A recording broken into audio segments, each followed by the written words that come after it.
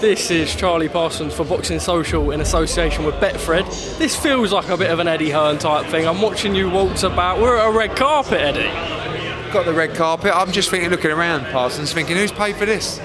Jesus Christ, this is some serious stuff here, isn't it? And serious stuff for a serious fight. Massive fight on Saturday. You know, huge numbers, huge excitement, and nervous, excited. Monday. Don't normally do things on a Monday, Parsons, do we? But we're here. And we're loving it. I was going to say, I got here, well, I was getting the train down today and I put out a tweet and I just said... Train down? You must have a driver these days, Parsons, no? Getting there, nearly. Can you sort me one? I was speaking with your driver the other day, nice lad actually. Yeah. Good, who's that? Bald one, Phil? Yeah. Good. Getting there. Yeah, but Uber don't go to Cirencester. That's true. Let's get into this. Yeah, I put out a tweet saying it just feels like a massive fight. I've got here, I'm just speaking to a couple of the media guys. It just does feel really big.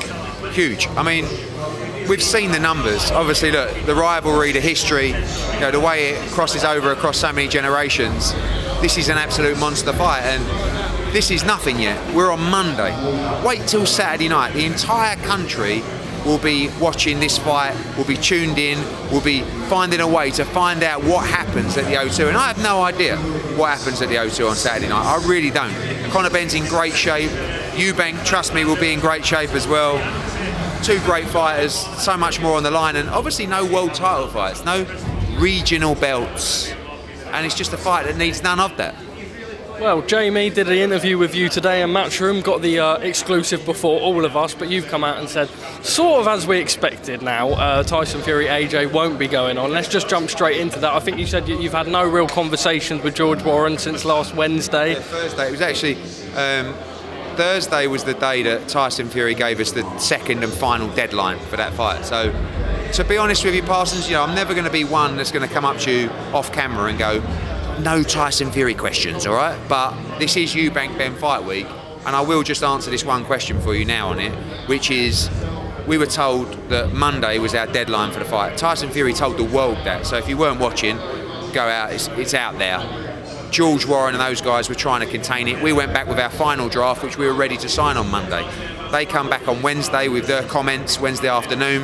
We spoke Wednesday at midnight. Fury came out on Thursday and said, if you, today's the final day, no more deadlines, no more extensions, blah, blah, blah. And from there, AJ just sort of went, all right, obviously we weren't in a position to sign, and we were done.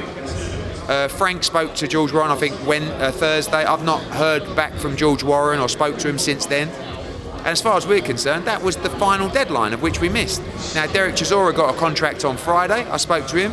He might be taking the fight, but I'm not saying we're walking away from the fight, but as far as we're concerned, that was the final deadline. So if you're now telling us that's not the final deadline and you're actually lying as you were about the Monday deadline, then maybe those talks will continue. But honestly, it becomes a little bit boring and tedious. Now you see Bob Arum making his comment. I was just about to say that. Listen, Bob Arum came out 3 weeks ago, or whatever it was, and went, there is absolutely no way this fight happens. Now, apparently, according to Bob, that's all done. Everything's agreed on every different point. It's just my fault. If you ask Bob Arum today, Bob, what day is it today? It's like that, whether he's going to get it right or not, you know? So listen to what you've heard and seen from the horse's mouth in terms of Tyson Fury. And, you know, there's another geezer over there wants to blame me for it. No, you don't know. No, you're just saying there's another geezer over there pointing at me. You want to blame me. I'm not blaming you. I'm not blaming you. You are. You I'm said, not I blaming think you for Eddie anything. Hearn. You've got to understand. No, I said my opinion is Eddie Hearn has Yeah. backed Joshua out facing. The fight might happen in the future. But George, it's just my opinion. But Gareth, you just call me George. Don't call me George, yeah? Just don't start. You're very small and skinny. Fight, mate. Or speaking to Queensbury saying, no, we're not doing this fight. There are so many different layers. No, I get it. I understand. But so, in the eventuality, I understand it. In the eventuality, in his full interest, in the longevity of his career, you look at all the factors, and if it works, it works. And if it doesn't, it doesn't. But it's not, and you're trying to earn him the maximum and get him the least damage in his career. And I get it. This is Benn Eubank fight week, so we'll finish it. Yeah, All I'm saying is we're prepared to take the fight. Yeah. Do I think he should take the fight? If he wants the fight, yeah, of course. Fury looks at him and says, oh, coming off 2 losses, had a little bit of an implosion in the ring, what a time to fight Anthony Joshua. Might be right, December 3rd, not a great date for AJ, but once he says, I want it, I'm in, that's the end of conversation. So it's not do I want the fight or not? I want what AJ wants. Do I Yeah. think he should take the fight now if he fancies it? And ultimately we make a decision. Do I think he should have a couple of fights first? I don't think it's a bad idea either. I agree with you. I know, I but agree it's not with you. like it's not like, you know. 4 weeks ago, we didn't know this fight was going to happen. I think it was a bluff that went right. Everyone got together. I'm glad the teams are talking. Yeah. Listen, we would love to see the fight So because would- it's so an would we. amazing fight. So would I'm we, not but blaming I just you. feel like I'm just saying I you feel are like looking- I feel like the bluff was made by them. I agree. We accepted the bluff, right? From Fury, yeah. Yes, yeah. right. And then all of a sudden, bang, with a deadline, right? We missed that deadline. We go, all right, fair enough. Yeah. Then 2 days later, there's another deadline. Yeah. But the final one, Yeah. we knew, Queensberry knew, there was no way it was getting signed on that deadline. Yeah. This is the final deadline. So, in one sense, and then you imagine being AJ in that situation where Fury's coming out and saying, this is your final deadline. You shouldn't even get this opportunity, you dosser. He turns around and goes, fuck it. He knows that Chisora's already got a contract on his desk. He knows that Manuel Charles got it. So it's, in the end, it's like, oh look, fucking. It's a like, huge, complex chess game. No, I know how it works. I've been around long enough. I don't know the contract details, obviously. I'm not blaming anyone. It's just an opinion on how the pattern of things is working. Ultimately, all I hope is that one day those two step into a ring. I'm sure they will. That's the thing. Sure Listen, do we have to duke it out in the street? I mean, you're too big for me. Hey, you say me? Look at you, Skinny. I'm not duking it out with you. I've seen your kicks. No, I'm I just saw the 175 comments. I was You're like, 205. It was like, according to you, everyone else wanted the fight apart from me. But No, it was- at the end. And by the way, I believe Queensberry wanted the fight, and I also believe that Fury would take the fight. I mean, Let me tell you this: But if I when- was in your position, I would have not wanted Joshua to take the fight now. I'd have wanted to build him a bit more and bring him back. I didn't mind That's him in my taking the view. fight. Yeah. But what people have to understand is I have no say. No say. Like I would say to AJ, look, Fury's been on. Yeah. He's offered you 60-40, right? And 50-50 in a rematch. We went back and we said 60-40 in a rematch and December 17th. They came back and went, no, this is the 26th deal. or the 3rd, Take it yeah. or leave it. And you took Almost it. like he went, fuck it, I'll do Yeah. it. And I went, No, I believe it. Let's do it. I believe But it's all of from there. that. It's not like AJ, don't take it, mate. I'm not. It doesn't work like that. But the you know? devil's in the detail of the contract. course it They is. can't be right in the end. It doesn't work. And that's Exactly, what's but, happened. but it's not a case of everyone wanted it apart Look, from Eddie. do you know what happens? People grab me, do interviews, I give my opinion, This and they is put what- a top line on Of it. course, That's and when you're a like- superstar, you're going to get that kind When of. you are a know, superstar, you're sir. gonna, Anyway, right, go on, off you go. I don't know how I've managed to end up getting that in my interview, but I'll take it. That's going to do serious numbers. sorry I bombed. Don't apologise. You've just given me bigger numbers. We Parsons. started on Yeah. and we're colleagues, really, because we work in the same industry.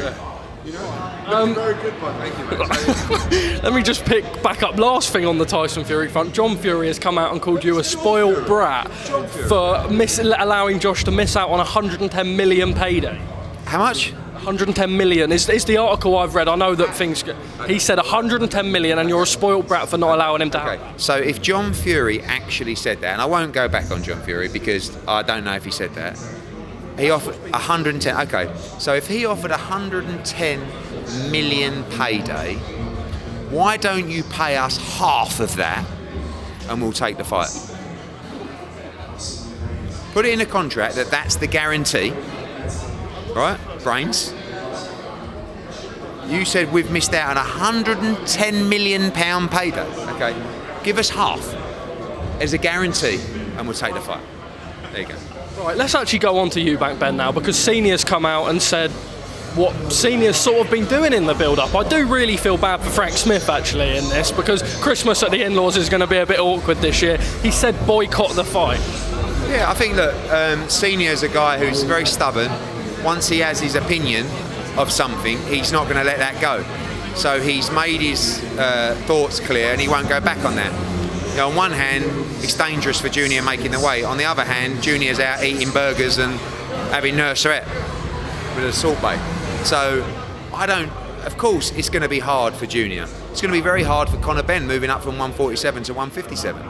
You know, so I don't expect it to be easy for anybody. But we found a middle ground that Caller's team, Eubank's advisors, lawyers, everybody were happy with. We were happy with from our side, and we move on to an epic fight. Conor has said that he sees this fight as any ordinary fight that he would have, just someone getting in the ring with him. I think he's just saying that to the media. Of course he's going to feel the pressure on himself. Like I say, this fight is being branded as a trilogy. It's family legacy. You're going to know better than more or less anyone, apart from his close family relatives, how he's feeling as coming up to this fight. Is he seeing it as strictly business, or does he know how personal it really is? I think he needs to. I think the last thing that Conor Benn wants to do or needs to do is come out like a lion in this fight and just be reckless in this fight and just let the occasion get to him. So I think in his mind, look around you. Is this like any other fight? This is like any other fight I've never seen. So this fight is huge, and by the time it comes around on Saturday, it's going to be just off the scale. So he's got to stay calm, and in that respect, to have that mentality of it's like any other fight, I don't mind that at all. Gervonta Davis has come out and said that he is a free agent. I know a free agent. I know that you've said before, I think it was when we were doing Cordina Agawa fight week, that you would heavily bid on that. Ellaby, obviously, you had your back and forth. You sung a few songs at him. He's now said he's not contracted to anyone. Is this an option that you and DAZN now look to hit at again? We got sent a legal letter from Mayweather Promotions saying he's under contract to them. That was a few months back. I'll just reiterate, if Gervonta Davis is under contract, we wouldn't have any interest in talking to him. If he's not under contract, he needs to get in touch with us ASAP. Will you not be getting in touch with him after seeing those comments? But again, in that respect, I don't know whether he's under contract. So, we wait to hear from him and his team. We certainly have a huge proposal for Gervonta Davis, and if he's not under contract, we'd love to talk.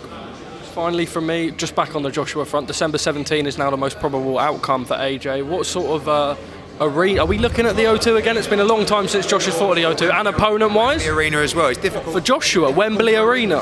What happens, just so you know, Parsons, is if there's something booked in an arena, you can't actually go there. So here we go. Well, no, but you can't go to someone who's in the arena on December 17th and go, "Hello, mate. I know you've got an arena and you've gone on sale, but Joshua needs to fight." So does that mean the O2's booked on that day? Well done, mate. But you're like so surprised, like, "Oh my God, what? Not the O2?" No. Well, it's not available. It don't seem like a Joshua thing to only be doing a 4, 5, 6. It'd be very disappointing if we don't make the Fury fight, because that's where our mind's been for the last 2 weeks. So we're all talking at the moment and rejigging, and we'll go to the biggest venue available on the 17th. So what opponents are you looking at? I don't even want to mention one because it's going to price them out, but it'll be a proper fight. It won't be Manuel Charr. Eddie Hearn, thank you very much.